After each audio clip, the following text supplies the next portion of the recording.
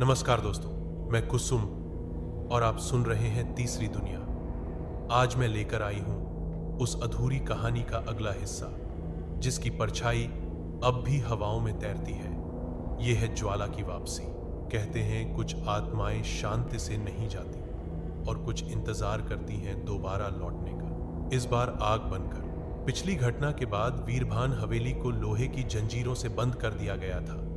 गांव वाले अब भी उस तरफ देखना पसंद नहीं करते थे, लेकिन एक रात हवेली के भीतर से धुएं की रेखा उठी और अगली सुबह गांव के बाहर एक किसान की झोपड़ी जल चुकी थी। उसकी पत्नी बेसुध मिली मुंह से राख निकल रही थी। लोगों ने इसे हादसा कहा, लेकिन गांव की सबसे बुजुर्ग औरत नांदी दादी ने सिर्फ एक बात कही, ज्वाला लौट आई है 6 महीने बाद। निखिल अब भी चुपचाप अपने घर के कमरे में बंद रहता था। उसके बाल सफेद हो चुके थे और रात में वो नींद में बड़बड़ाता था, वो फिर आएगी, उसने कहा था। एक दिन उसके पास एक चिट्ठी आई। भेजने वाले का नाम राजेश्वरी देवी। चिट्ठी पर सिर्फ एक लाइन थी, मुझे अधूरा छोड़ा, अब तेरे जरिए पूरा होगा। गांव में एक के बाद एक अजीब घटनाएं होने लगी। कुओं से पानी की जगह धुआं निकलने लगा। बच्चों ने अपने सपनों में एक औरत को देखा जो आग में लिपटी थी और कहती थी, मुझे जलाया, अब तुम्हारी बारी है। एक पुजारी जो हवेली के पास से गुजरा, उसकी लाश जलकर मिली, लेकिन उसके वस्त्र सलामत थे।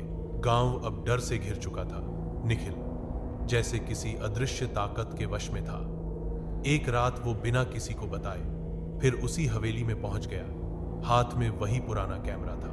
उसने वहां देखा हवेली अब और भी गहरी लग रही थी। उसके अंदर की दीवारों पर नए चिन्ह उकेरे गए थे, आग के चिन्ह, और बीचों बीच एक काली किताब रखी थी, तंत्रलोक। निखिल ने जैसे ही किताब खोली, हवेली का दरवाजा अपने आप बंद हो गया और एक तेज लपट सी हवा में घूमी। राजेश्वरी देवी की आत्मा सामने प्रकट हुई, जलती हुई आंखें, बाल हवा में उड़ते हुए और शरीर से लपटें निकलती।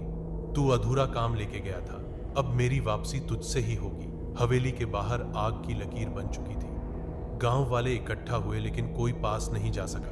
अंदर निखिल जमीन पर गिरा था और राजेश्वरी देवी की आत्मा उसके चारों ओर घूम रही थी। अचानक सब कुछ शांत हो गया। कुछ मिनट बाद निखिल खुद उठकर बाहर आया, लेकिन उसकी चाल बदल चुकी थी। उसने धीमे स्वर में कहा, अब मैं नहीं, हम हैं।